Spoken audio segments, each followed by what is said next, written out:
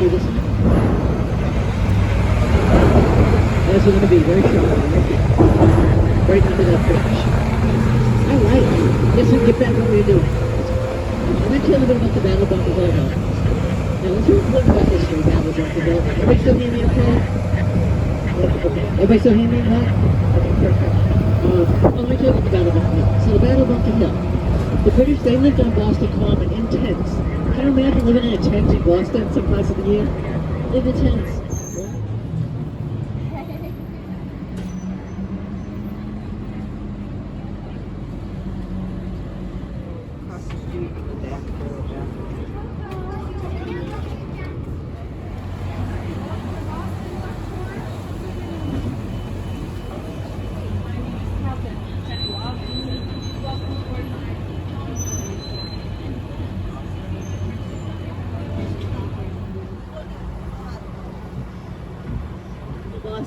On a World War II amphibious vehicle, make some noise for Captain McCoy, everybody. We gotta be loud, don't you think? Be loud? Where do you go when they say be loud? Nobody? Nobody plays anyway, so we can be loud here. So let me introduce myself to you next. My name is Pat Slater. I'm a United Nations translator. I am an expert in the Boston accent, everybody. How about that? Does anyone want to learn how to speak Boston today? I'm gonna teach you. Okay. Let me tell you my backstory, though. Everybody remember President Kennedy? Yes. When President Kennedy and his brothers rose to the national political stage, we created it in Boston. But guess what? That factory today is how about office space in Massachusetts General Hospital. Is that sad? Yeah. Anyone local? If you happen to go up 93 and say that works, if you see someone out there cracking, I'm busy talking, I might not see them. So point at them, point at me, whatever you want to do, and I'll stop the crack. And the way the crack works, I'm going to give you the phrase, drop your R's. When I say drop your R's, you're going to go quack, quack. Does that sound good? All right, everybody. Drop your R's. Quack, quack. Arms up. Get away, arms up. Little kids can't see us. They can't see us as much as we'd like to see us. So where do I say that? Quack, quack. Everybody got it? I think it's going to be a loud group, don't you think? I think so, too. All right. So if everybody taking a deep breath and let it out like this. One more time. Ladies and gentlemen, it's dropping your R's. That's the Boston accent. But in 1967, a woman wanted to run the Boston Marathon. Now, she had tried to submit paperwork every year prior to 67. And they saw her name. Her name was Catherine B7. That's one of the top 10 architectural structures in the United States. How about that? Is that amazing? Yeah. Have you noticed we have churches everywhere? Every corner? If you do one, that's one of the top 10 architectural structures, like I said. Also in terms of the American Institute of Architects. So Trinity Church right here. Henry Hobson Richardson is the architect. Richardsonian Romanesque is the style of architecture. Right against the church statue. You see the statue right there? Now that statue is Phillips Brooks. Phillips Brooks, is that kind of crazy? Well, Louis Comfort Tiffany and everything you see here. All of a sudden he realized he's not getting paid. If you're not getting paid, who's staying? Nobody, right? No. So Louis Comfort Tiffany said, get more money, I'll come back. He said, glad to finish it, but I need to be paid. Landfill is very flat. See how flat Boston Public Garden is? Landfill. But over here, this is Boston Common. This is real land. Can you see the difference with the hills? See how flat this is? It's kind of obvious when your bird's pointed out. You see the difference? Real land, landfill project right here. When they started in the 1850s, now you'd be sitting on the beach right here. Water would be there. The land would be here. Maybe having your beverage or umbrella, whatever you want to do. Well, they filled it all the ocean. Anyone ever heard of anything like that? The craziest story I've ever had to tell. But let me tell you, Back Bay was filled in, okay? Anyone coming at Logan Airport? Logan Airport is landfill, it's not real land. Is that crazy? Yeah, picture over here. Now it's really the section of the city. These are the mid-1800s. Isn't that amazing? Now these are governed by Boston Historical Society. Wherever you live and you have your house, you can do whatever you want to your house, right? It's your house, you paid for it. These are privately owned, multi-million-dollar houses. But Boston Historical Society tells you what you can do and what you can't do. I guarantee if you try to paint your front door pink, you know what they're going to do? No. How about the fences? If you have the same as anybody else, they're going to say no. I guarantee it. So even though you paid billions for these, you can't do whatever you want on the front. How about the numbers? The numbers are all sequential on the doors. Anyone have a street where you live where all the numbers are sequential? Aren't they all uneven? Well, Beacon Hill is all sequential. Anyone know why? Boston Common's over here. Since 1634, no one's going to buy, build, sell Boston Common. So again, I said, we're Boston, everybody. We decided we're going to make all these sequential right here. That's why the reason for that. On your right, though, is again Boston Common. It's like with the frog pond. When it gets to be 110, does that look like a good place to get cooled off? Yeah. What do they always say? Oh, it's for kids. No. I'm sorry. When it gets to be 110, many adults and there is children. So if you're an adult and want to get cooled off, do not hesitate to use over and over again to live amongst the Puritans. And the Puritans said to her, no, you will become a Puritan. And she said, no, I'm a Quaker. Over and over again this happened. The last time she came, they said, okay, are you ready? Puritan. And she said, I'm a Quaker. They hanged her in Boston Common that day. Why did they hang the woman? She didn't become a Puritan. That's all Mary Dyer did. And that's why she's one of our reasons for religious freedom. So poor Mary Dyer. On your right, this building right here, the official address is 122 Boat Street. John Kennedy maintained an apartment on the third floor of this building, 122 Boat, through his whole political career. Ooh. You know what the city of Boston said? I don't know anybody's finances here is, but mine won't like it. Let's go live in the high rises, everybody. Can you imagine what high rises cost today to live in? Anyways, people had to leave the city, so it's kind of a sad part of our history, but it did happen. It's called the West End Project, Urban Renewal. Do I see it right there? Isn't that kind of cool? Love that. All right, well, everybody know this? Is that kind of cool? Yeah? Hey, look over here. We got something for you.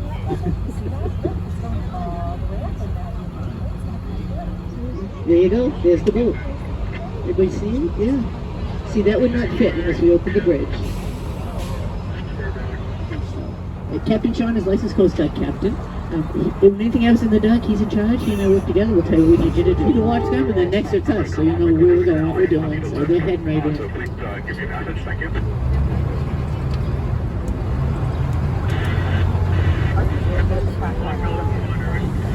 You are right. All right. As soon as he's ready, he's got to give him a little bit of leeway there, but as soon as he's ready, we're going to head forward. We're now a boat, everybody. If you want to take a picture of yourself, there's a mirror coming up on the side of the dock. You take a picture of yourself. Everybody okay? We're in the water. And you know we're a boat. It's kind of exciting. There's a mirror right there coming up on you. Wave at yourself, whatever. So, that's us. We're here again. Alright, let me tell you where we are right now. Boston, Massachusetts on this side of the river. And this is Cambridge, Massachusetts on this side of the river. Now, these are two very different cities separated by the river. But in 1614, the King of England sent a man over here to make maps. Would you believe the king had no idea what resources he had over here? Can you imagine? When the guy made the maps, the king looked at me and went, I cannot believe what I have here. He had no idea. It's quite different from today when you just jump on a plane and go look, right? But not back 1614. So the king was just astounded. And he said, I want my son to look at the maps. Well, they brought this son in, and he said to his son, pick something, we'll name it after you. What did the kid pick? The river. The kid's name was Charles, soon to be King Charles I, so that's how the river got its name, King Charles I. And I'll tell you a little story about the Charles River. Has anyone ever heard about dirty water in the 1970s? Yeah. Well, for those who don't know, the Charles River was dirty, it was polluted. Is there a badder word than two? About 3 roads back, they couldn't have the pipe to bring it all down here. And made our river toxic. So we finally said we got to clean this out. We have a resource here we can't use, so we cleaned it up. Well, the factories are gone, and today we're the Climate Protection Agency. Every single time they come here, we get a grade of A- to B+ for the quality of the water. So with them gone, we maintain the cleanliness. We're very proud about that, and we're very diligent too. But look straight ahead. See where the ducks going under the bridge, the green bridge with the red lights? That's the one we just rolled. It opened up just like this. So if you look at that, that's between the 2 red lights.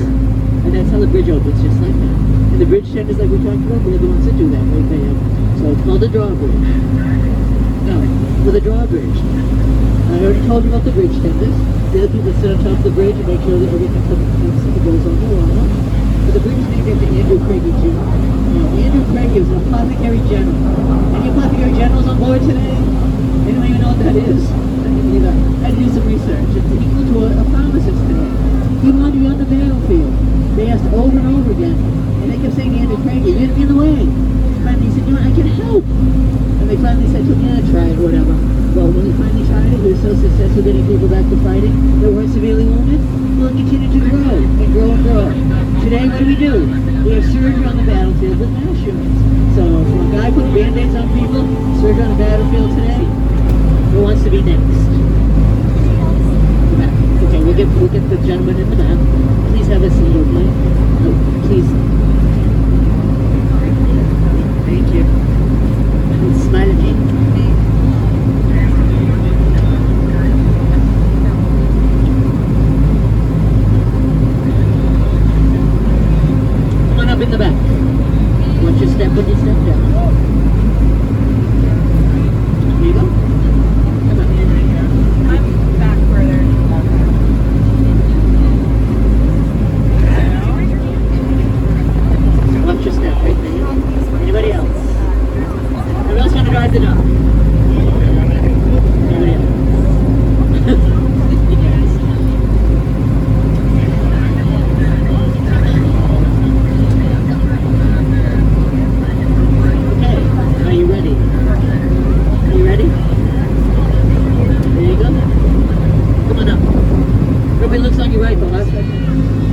Was that fun?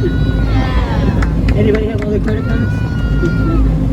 Anyways, the bridge you're going in right now is called the Henry Wadsworth Longfellow Bridge, named after Henry Wadsworth Longfellow, who wrote Power Is Midnight Ride. We all had to read that, correct?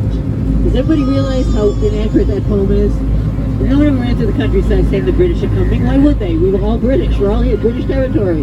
What they probably said was the regular army is coming, not the British are coming. Listen, that bridge? It's nice on the bridge. What more can I say? Also, does it look like salt and pepper shakers on the top?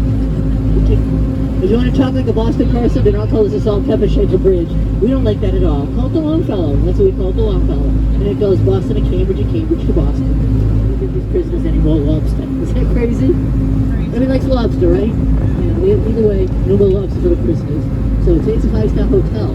But look, in 1900, lobster was not a delicacy as it is today. You know what they called it? Americans on board today. Active retired military, anybody? Well, if you take a look up here, everything here, every name is a rank or branch of the service with it. They brought some duck tours. We're very proud of our veterans. We'd like to thank them for the service. So we're going to give our veteran a hand. Captain McCoy is a Marine veteran, everybody. Give him a hand. We don't, and key, they had the architects at the meeting. The architects heard everything everyone had to say. Put everything together and designed Suffolk County Jail, and that's what that is today. Isn't that amazing? If you have a better looking jail than that one, I want to see a picture, okay? No one's going to give me a better looking jail now. There's a jail, not a prison. Jail is short term, prison is long term. Alright, so you can see the yellow bridge right there. That's another drawbridge. On the other side of that bridge is Boston Harbor. Now, has anyone found anything free in the city yet? Anyone? No, there's nothing free in this city, except Boston Harbor Walk. Boston Harbor Walk is a very nice walk all around Boston Harbor, and it's free. So if you want to try the Boston Harbor Walk, one thing I'll say to you, it is 42 miles. Anyone want to walk 42 miles? Not me either. I've done a lot of it, but definitely not 42 miles at once. Hey, we're about to become a land vehicle, everybody. We are now a land vehicle. How about a hand for Captain McCoy, everybody? If you drove the duck, raise your hand. Raise your hand if you drew, loud and proud. Thank you. Good job driving the duck, everybody. How about that for amazing first-time drivers? Alright, so let me tell you a bit about our skateboard park. So Nancy Schoen is a sculptor in the city of Boston. Miss Nancy Schoen designed Mrs. Mound, her ducklings, as well as the tortoise and the hare. Well, she was sitting in Copper Square one morning. People were skateboarding off the tortoise and the